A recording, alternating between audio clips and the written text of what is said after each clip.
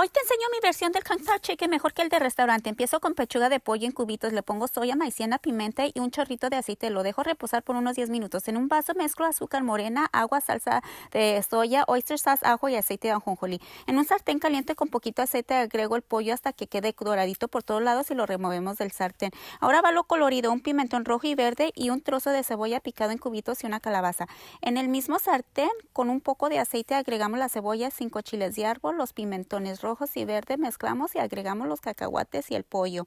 Lo vierto toda la salsa encima, dejo que espese un poquito y así de fácil tienes un Kung Pao Chicken perfecto para acompañar con arroz. Guarda esta receta, comenta, comparte, dale like y tu follow.